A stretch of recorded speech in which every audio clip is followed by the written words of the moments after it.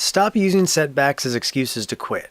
If you're waiting for life to stop throwing curveballs before you make progress on your music, you're going to be waiting forever. Resilience isn't about avoiding setbacks, it's about refusing to let them become your excuse for giving up. The difference between artists who make it and those who don't isn't always talent. It's what they do when everything goes wrong. The victim response pattern. Here's what I see constantly. Someone gets momentum going, then life hits them with a challenge. Family crisis, financial pressure, health issues, rejection, and suddenly everything music related gets put on hold until things settle down. Here's the problem. Things never settle down. Life doesn't pause so you can pursue your dreams. If you only make music when conditions are perfect, you're gonna make very little music. Most artists operate like this. Full intensity until something breaks, then complete shutdown. Sprint until burnout, then use the burnout as proof that you can't sustain a music career. But that's not resilience failing, that's poor system design. When everything literally falls apart.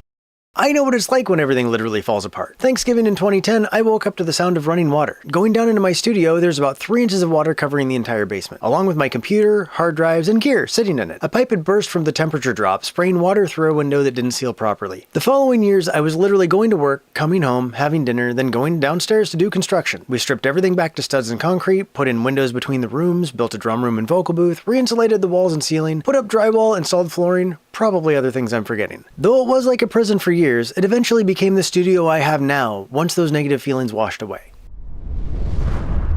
The breaking point and the choice.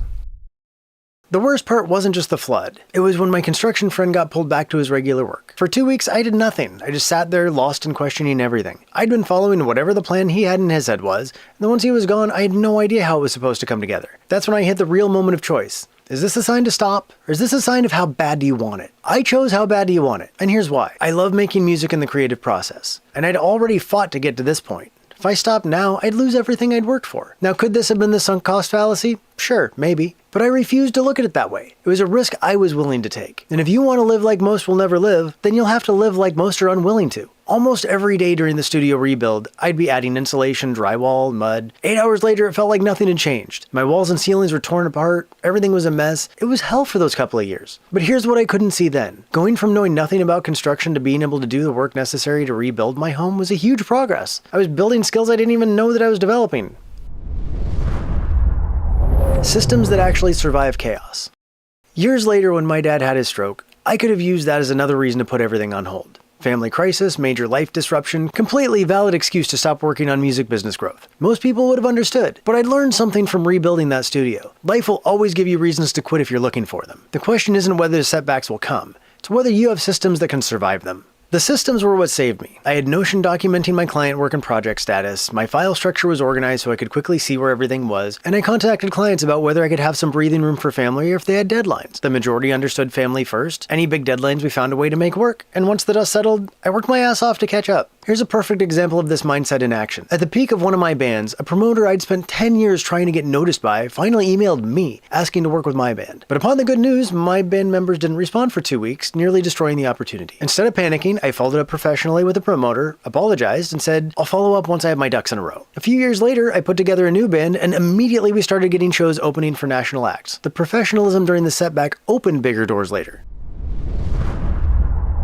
The real truth about setbacks. Here's the uncomfortable truth. Setbacks don't destroy your progress. Your response to setbacks does. Every challenge becomes either evidence that you can't handle a music career or evidence that you can adapt and keep going. I help artists navigate this all the time. I have one artist where we've had to find multiple vocalists due to scheduling conflicts. When Lyrazone was transitioning from horrorcore to nu metal, we knew we'd lose some of his fan base with the hard turn. But in following your own passions, you'll find new people who believe in what you're doing and where you're going, and not just where you've been. Designing for chaos. Stop planning for perfect conditions and start building for real life.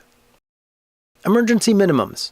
Define the absolute smallest thing you can do to maintain momentum during crisis. What does the bare minimum progress look like to you? Crisis communication. Have templates ready for when life hits. Be upfront about family emergencies, but also show your plan to catch up.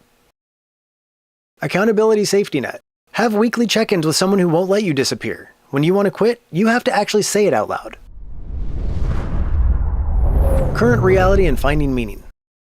Right now, I'm still dealing with my dad's ongoing health concerns, family medical appointments, my roof leaking with companies fighting over who's responsible, and investing heavily into projects like this with no guarantee. But I will always strive to bet on myself. Here's the thing, I have my moods. When the shit hits the fan, I'll crash for a bit. I've learned to treat it similar to Buddhist philosophy. Life will always have suffering, but I find that by giving meaning to that suffering, I can still be a happy person since there's still purpose behind those difficulties, as well as who it helps me become. Don't wish for life to be easier. Build yourself to be stronger. I'm rebranding my YouTube channel and building this school community during one of the most chaotic periods of my life. Not because conditions are perfect, but because I feel like it's the next thing I need to be doing. The suffering has meaning. It's making me stronger and more capable of helping others navigate their own chaos.